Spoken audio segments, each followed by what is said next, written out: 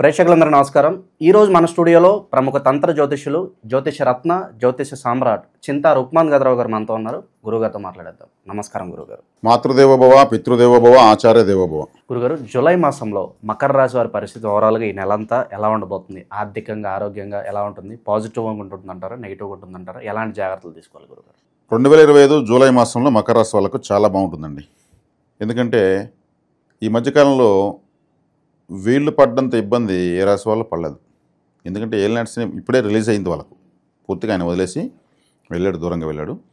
ఎందుకంటే రాశికి అధిపతి శనేశ్వరుడు అయినా ఆయన అందరికీ నీతులు చెప్పే ముందు తనను తాను చూసుకోవాలంటారు కదా, అలా మకర రాశి వాళ్ళని చాలా స్ట్రిక్ట్గా, కఠినంగా వ్యవహరించి చాలా చాలా నేర్పించేసి వెళ్ళిపోయాడు ఆయన.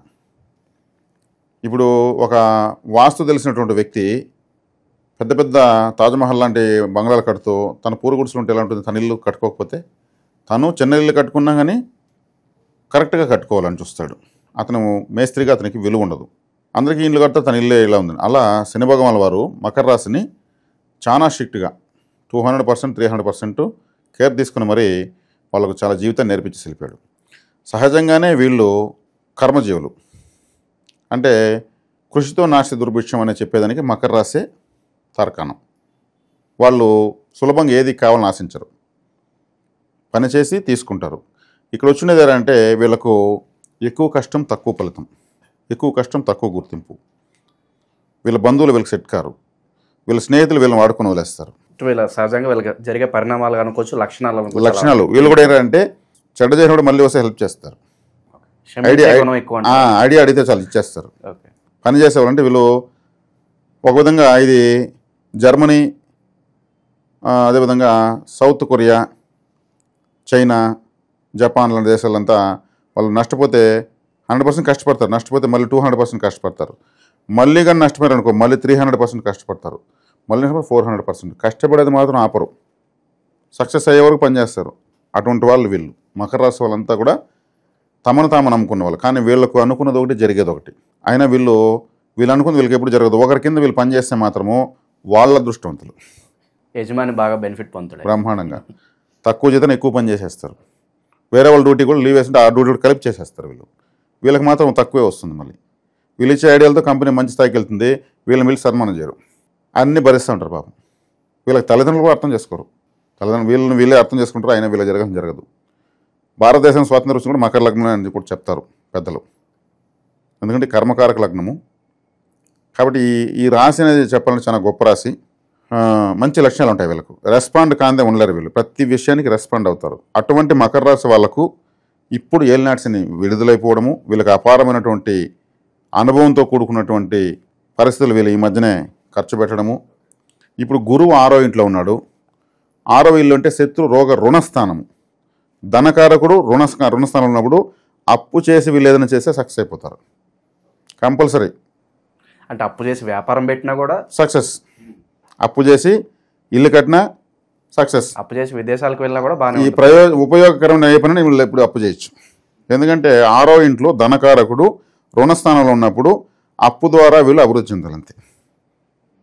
6వ ఇంట్లో గురువు బలం లేదు కాదు, గురువు ఏ విధంగా వాడుకుంటే బలాన్ని ఇస్తాడో అది మనం తెలియజేస్తున్నాం.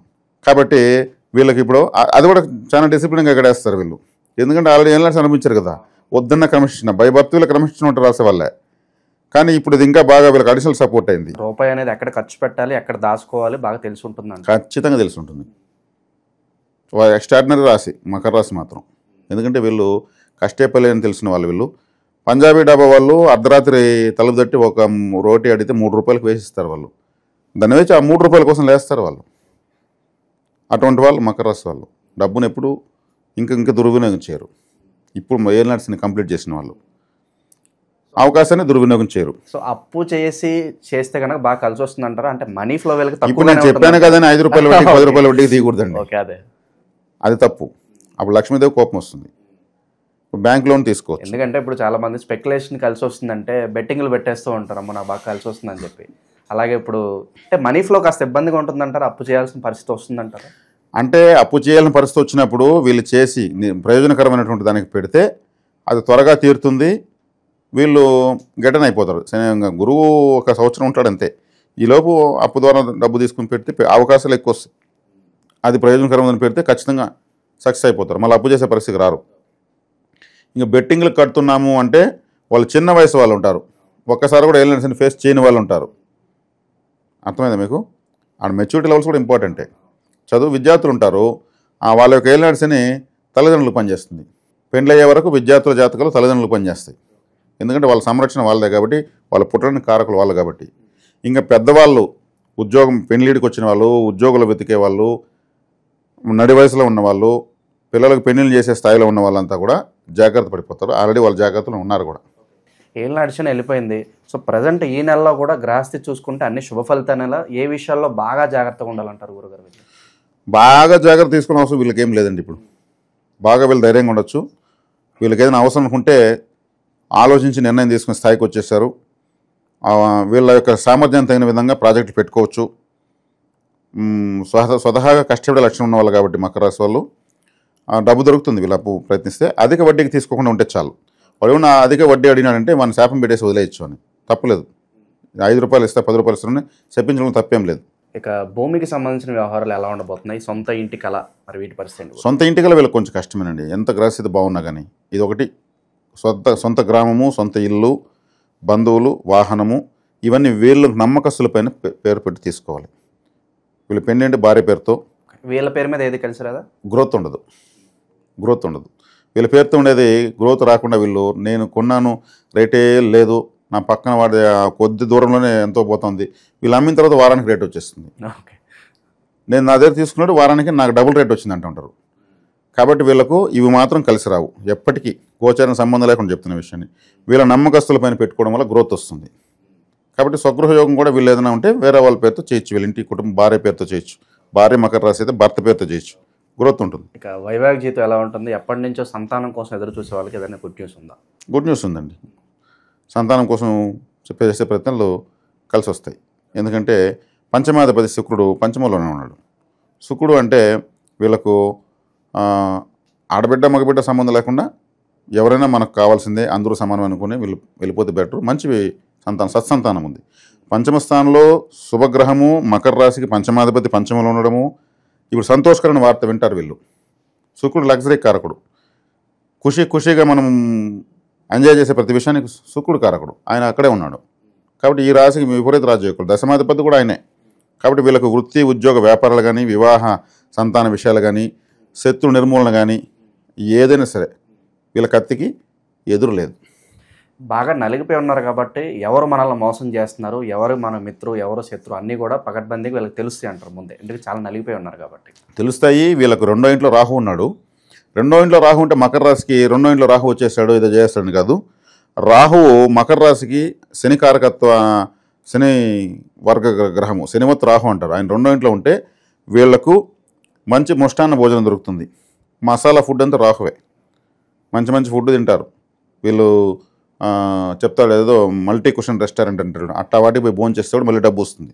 ఏమైనా ఫ్రెండ్స్ కూడా అట్లా కూడా ఇన్వైట్ చేస్తారు.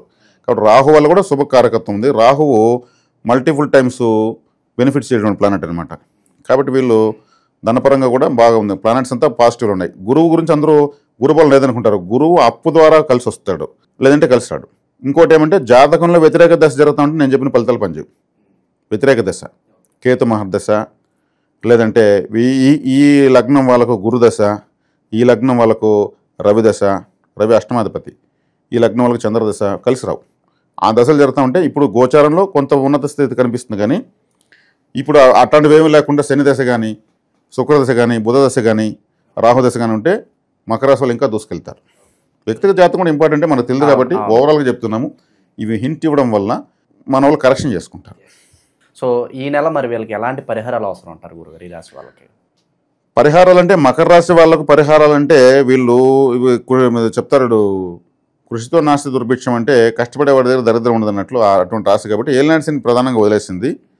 ఇంకా ఈ నెలలో పరిహారాలు తీసుకుంటే వీళ్ళకు ఏమంత పరిహారాలు ఏమి అవసరం లేదు. నేను చెప్పిన విధంగా వీళ్ళు ప్రొసీడ్ అయితే చాలు.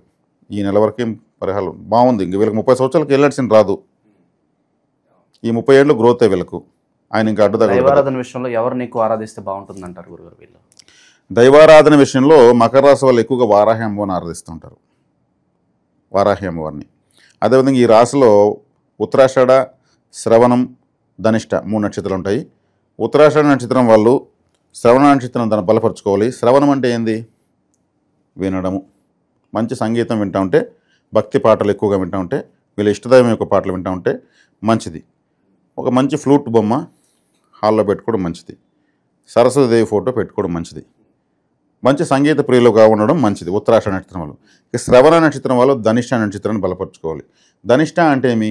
చెడు అనకు, చెడు వినకు, చెడు చూడకు అని 3 కోతులు ఉంటాయి. వైజ్ మంకీస్ అంటారు, తెలివైన కోతులు. అంటే వీళ్ళు చెడు వీళ్ళు అనకూడదు. శ్రవణ నక్షత్రం వాళ్ళు చెడు వీళ్ళు వినకూడదు, చెడు చూడకూడదు. ఈ 3 లక్షణాలు పెట్టుకుంటే చాలు వీళ్ళకు ద్వితీయ నక్షత్ర కారకత్వం బలపడిపోతుంది. ఆ బొమ్మను కూడా వీళ్ళు హాల్లో పెట్టుకోవచ్చు, ఎందుకంటే సంపత్తారకు సంబంధించినటువంటి కారకత్వం.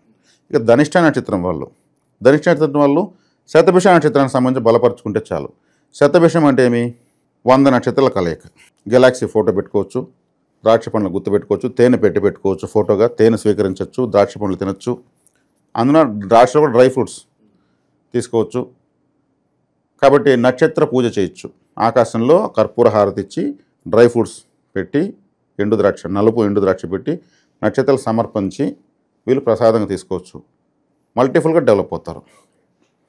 ఇది సంపత్తారను బలపరుచుకునే విధానం. ఓవరాల్గా వీళ్ళు వారాహి మాత్రం కొలవచ్చు. సో చాలా వరకు పాజిటివ్ రిజల్ట్స్ ఉన్నాయి కాబట్టి పక్కోడు చూపు కావచ్చు, నరదృష్టి కావచ్చు సాధారణంగా పడుతూ ఉంటుంది. దీని నుంచి తప్పించుకోవడానికి ఇన్స్టెంట్ రెమెడీ ఉంది? ఇది చాలా ముఖ్యమైన విషయం. ఎందుకంటే బాగున్న వాడిని కొరక తింటారు, కండ్లతో కొరక తింటారు, నోటితో కాదు.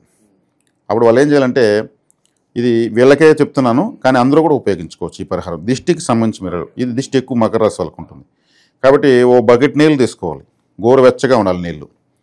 దాంట్లో ఒక 2-3 పిడికలు రాక్ సాల్ట్ వేసి కలబెట్టాలి. ఓ ప్యాకెట్ షాంపూ కట్ చేసి పోసేసి ఆ సాల్ట్ అంతా కలబెట్టేసి కరిగిపోవాలి. మోకాళ్ళ వరకు ఆ నీళ్ళు ఇటు కూర్చునేయాలి వీళ్ళు. ఇంకొక 2 పిడికలు రాక్ సాల్ట్ తీసుకొని ఇలా తీసుకుని 2 చేతులు తీసుకొని కూర్చునేయాలి. వీళ్ళ వయసు 8 నిమిషాలు, ఎన్ని సంవత్సరాలు 2 నిమిషాలు కూర్చోవాలి. మొత్తం నెగిటివ్ మొత్తం బకెట్లోకి వాటర్లోకి వచ్చేస్తుంది. చక్కగా వీళ్ళకి ఏదైనా సంగీతమో లేదా ఏదైనా చూస్తూ ఉండిపోతారు. మళ్ళీ ఆ ఉప్పు దాంట్లో వేసేసి ఆ బకెట్ నీళ్ళు అప్పుడు చూడమని చెప్పండి. ఎంత టాక్సిన్స్ వచ్చే ఉంటాయి వీళ్ళకు, నెగిటివిటీ మొత్తం వచ్చేస్తుంది, ఎత్తి పోసేయచ్చు. ఖచ్చితంగా చేంజ్ అవుతుంది. ఎందుకంటే బాగా నీట్గా వచ్చేస్తుంది. వీళ్ళ కళ్ళు కూడా బ్రైట్గా వస్తాయి. కూర్చునే ముందు వీళ్ళు అద్దం చూడొచ్చు, డల్గా ఉంటాయి. ఇది మొత్తం కంప్లీట్ అయినాక అద్దం చూస్తే నల్లగుడ్డు ఊపికి బైక్ వచ్చి ఉంటుంది. ఆ డిఫరెన్స్ చూడొచ్చు. ఎక్కువగా మకర రాశి వాళ్ళకి నెగిటివిటీ ఉంది, అంతే దిష్టి దోషం ఎక్కువ ఉంది కాబట్టి వీళ్ళు ఈ పరిహారం వారానికి ఒకసారి 10 రోజులకు ఒకసారి చేసుకోవచ్చు. ఆ నీళ్ళు డ్రైనేజీలో పోసేయాలి. తర్వాత వీళ్ళు చక్కగా స్నానం చేయొచ్చు, తాజాగా ఉంటుంది. మకర రాశి వాళ్ళకి ఓవరాల్గా ఈ నెల ఎలా ఉంటుంది, అలాగే నరదిష్టి పోవడానికి అద్భుతమైన పరిహారం చెప్పారు. ధన్యవాదాలు గురుగారు. ధన్యవాదాలు.